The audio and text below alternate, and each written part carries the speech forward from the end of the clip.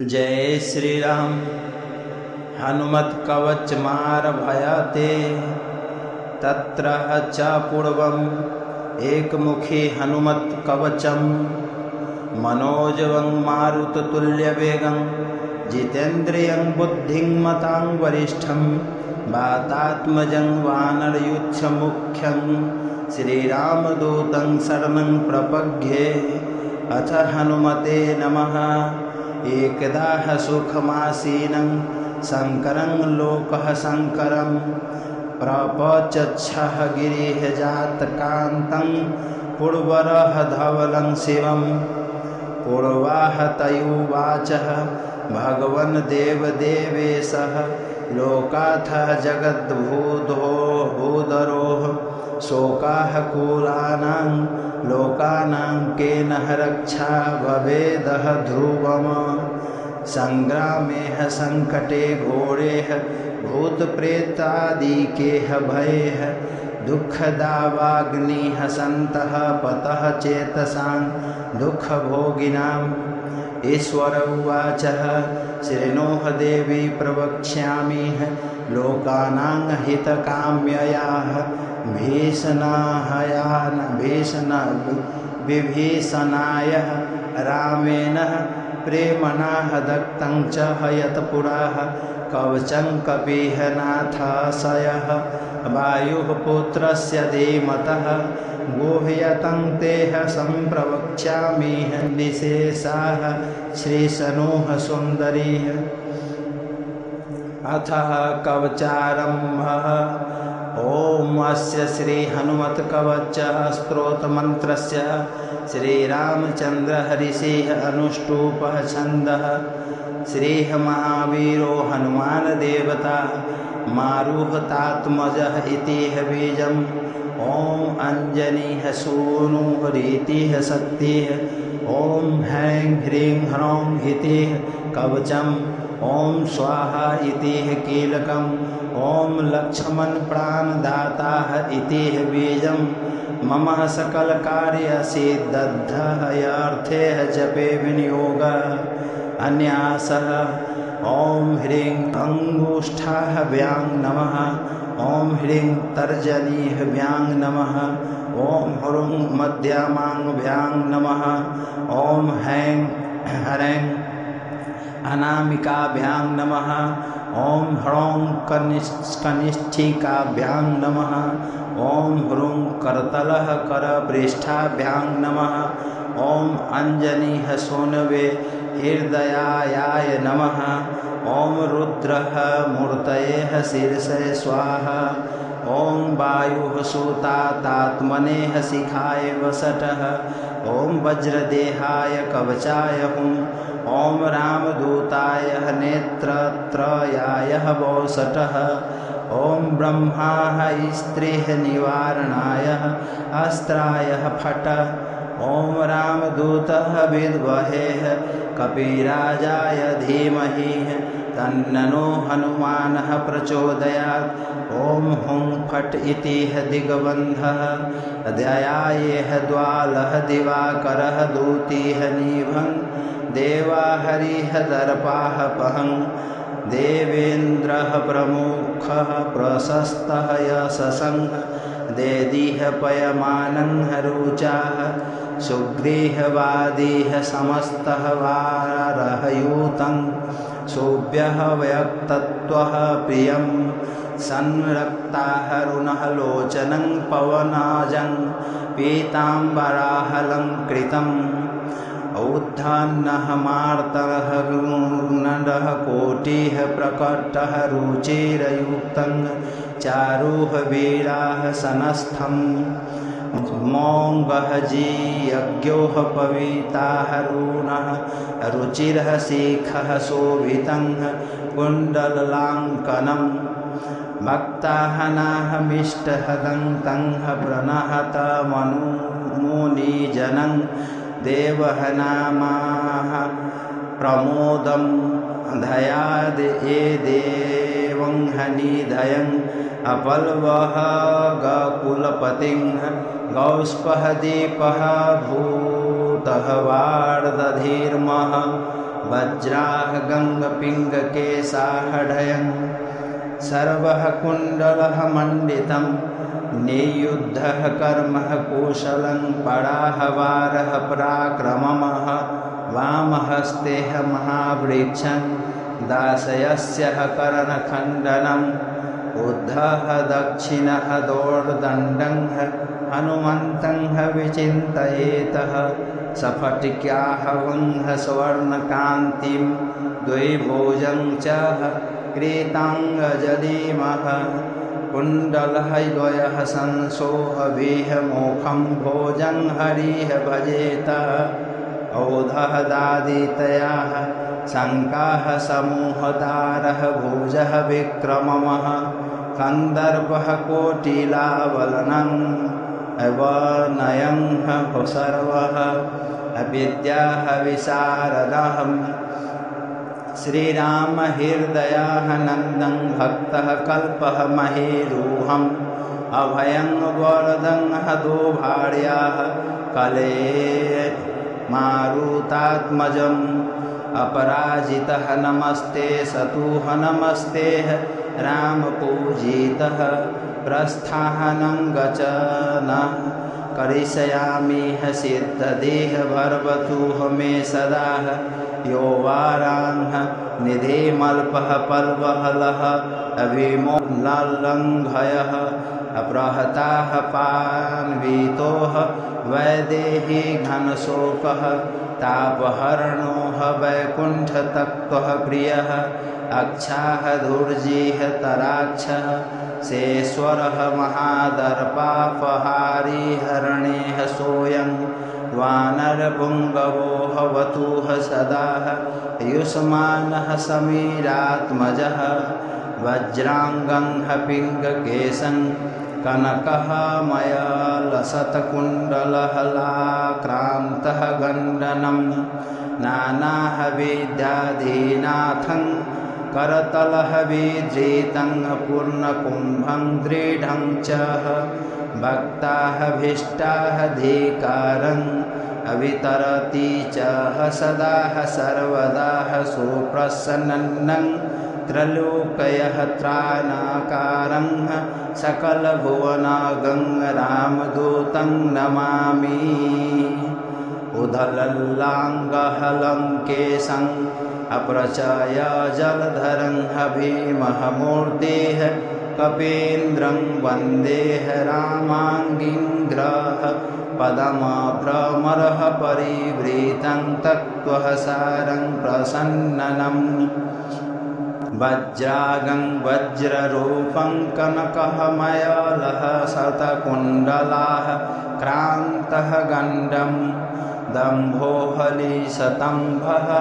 सारं प्रहरणः विकटं अभूतक्षोहधीनाथं वामेह करे वैरीभयं वहन्तं शैलं च दक्षेः निजः न कनकण्ठः लग्ननं दधानः मासाधः सुवर्णवार्णं भजे जज्जवलतः कुण्डलः रामदूतं पद्मरागः मणिः कुण्डलः द्विषाः अपाटाहलीकृतः कपोलमण्डलं दिव्येह देवकलः देवहनान्तरेः अभावयामिह पवमानन्दनम्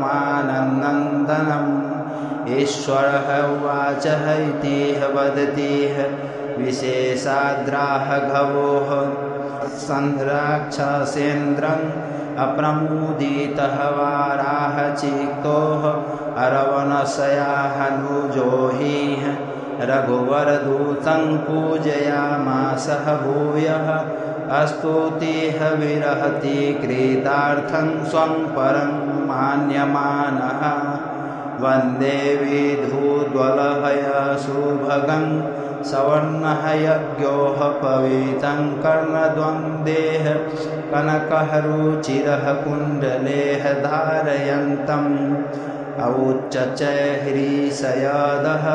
मणिः किरणः श्रेणिः सम्भाविताङ्गं सतः कौपीनं कपिपरः वृतं कामरूपं कपीन्द्रं मनोजवं मारुत्यतुल्यवेगं जितेन्द्रियं बुद्धिं मतां वरिष्ठं वातात्मजं वानरयुध्यमुख्यं श्रीरामदूतं सततं स्मरामि। अथाङ्गान्यासः। ॐ नमो भगवते हृदयाय नमः। ॐ आञ्जहन्याय शिरसे स्वाहा। ॐ रुद्रमूर्तये शिखाय वसटः। ॐ रामदूताय कवचाय हुं।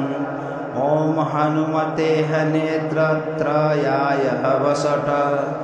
ॐ अग्निः गर्भाय अस्त्राय पट। ॐ नमो भगवते अङ्गुष्ठाभयां नमः। ॐ आङ्गजनेयाय तर्जनीभ्यां नमः। ॐ रुद्रमूर्तये मधुमयाभयां नमः। ॐ वायुः सूनवे अनामिकाभयां नमः। ॐ हनुमते कनिष्ठिकाभयां नमः। ॐ अग्निगर्भाय करतलकरपृष्ठाभयां नमः। अथ मन्त्राः। ॐ ऐं ह्रीं श्रीं ह्रीं ह्रीं ह्रूं ह्रौं ह्रौं हरः।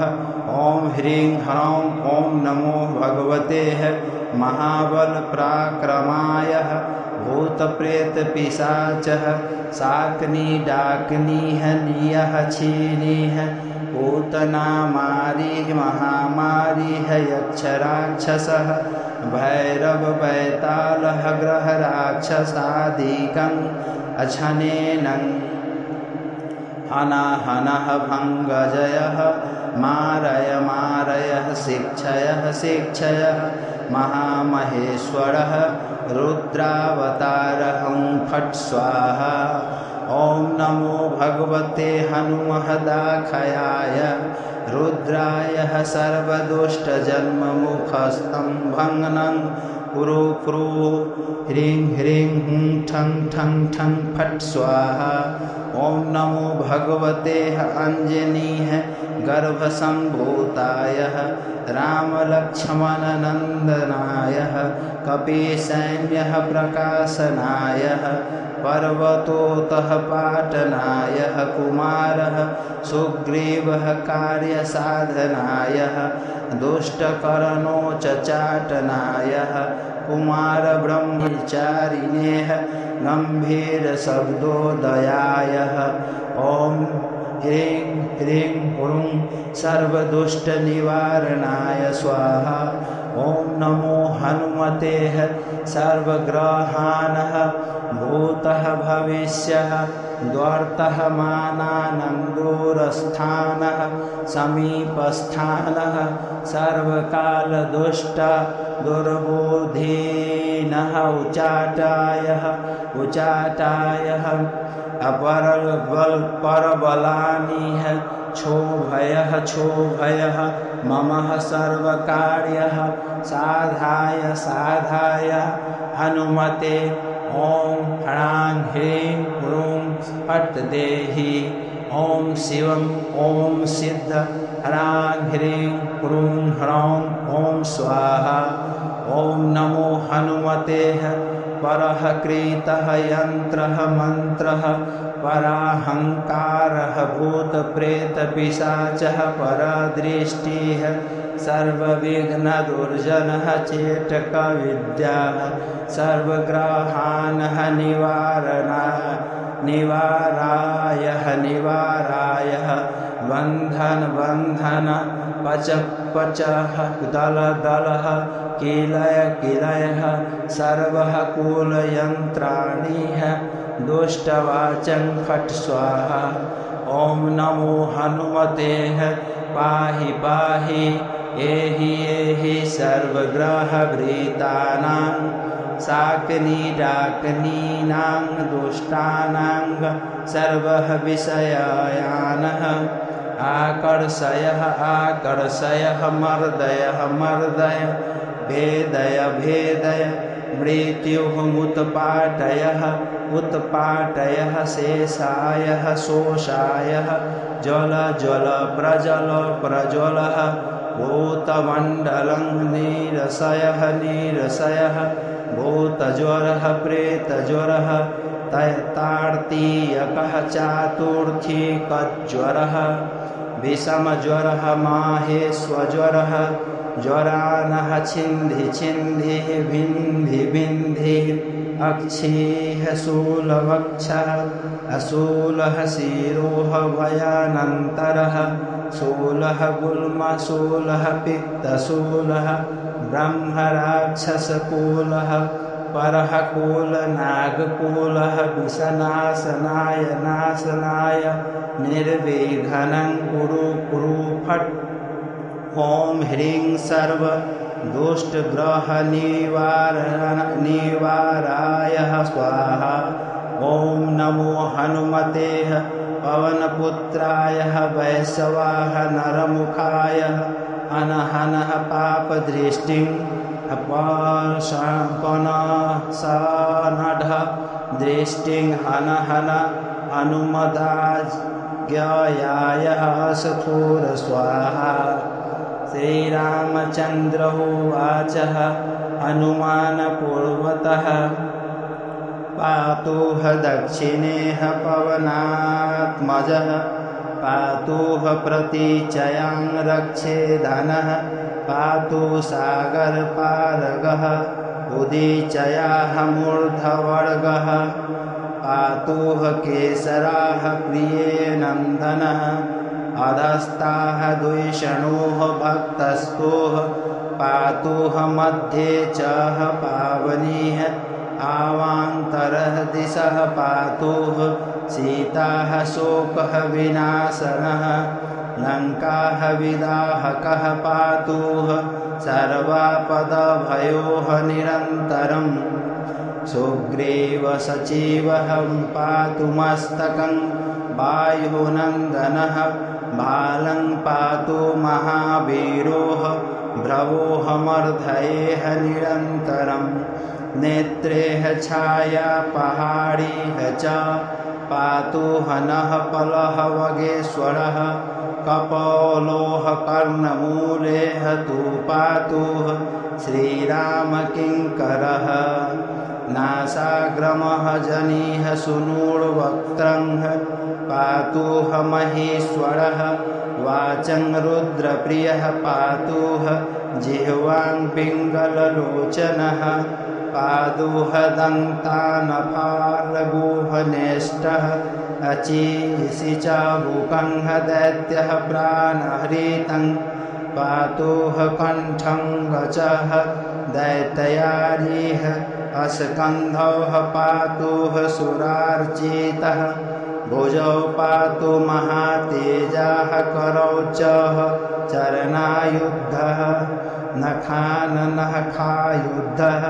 पातुः कुक्षिं पातु कपीश्वरः वक्षौः मुद्राः पहारी च पातुः सर्वे भुजायुद्धः लङ्काः विभञ्जनः पातुः पृष्ठदेशं निरन्तरं नाभिं च रामदूतोऽसौः कटिं पात्वः नीलात्मजः गुहयां पातुः महाप्रज्ञः सकीथिनीः च शिवप्रियः कुरु च जानूनीः पातुः लङ्काप्रासादभञ्जनः जङ्घे पातु महाबाहो गुल्फौः पातु महाबलिः अचलोः दधारकः पातुः पादौः भास्करः सन्ननीभः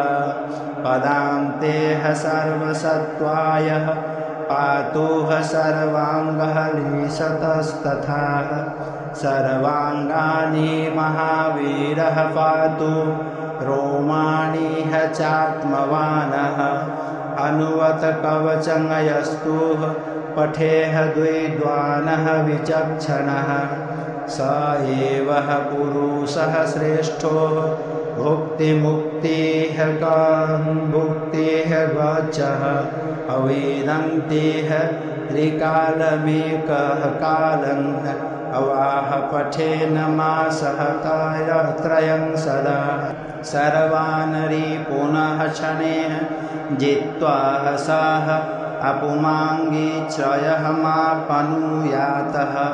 अर्धं रात्रौ जले स्थित्वा सप्तवारं पठेदयतीह क्षयाः पस्मारः कुष्ठादेः अतापत्रहयनिवारणम् आकिर्वारेह शाश्वतः मूलेः स्थित्वा पठति यः पुमानः अचलांः श्रियमाप्नोतिः संग्रामेः अविजयी भवेत् यः करेह अधारः येन नीतयं स पुमानः श्रियमाप्नुयातः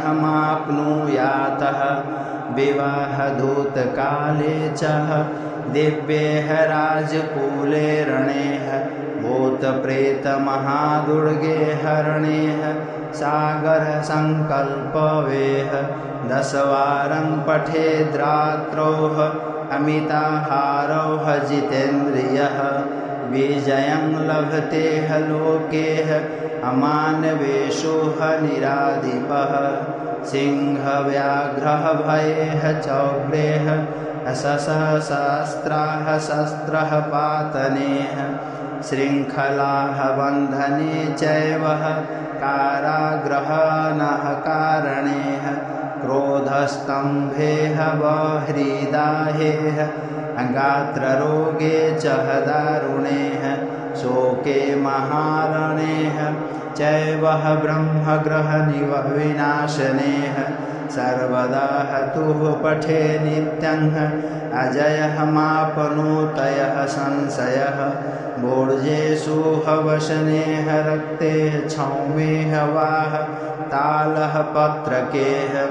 अत्रिगन्धेः नाथावाह माशयाः लिखित्वा धारयेन नारः पंचसप्तः त्रिलोहैर्वाह गोपितं कवचं शुभं गले वाह बाहुमूले वाह कंठे शिरसि धारितं सर्वान् कामान् वाप्नोति सत्यं श्रीरामः भासितम् उल्लङ्घयः सिन्धोः सलिलं सलिलं यः शोकं बर्हिः जनकात्महजायः आदायः तैनेवः ददाह लङ्काः नमामिह तं प्राङ्गजनेहराङ्गजानेयम्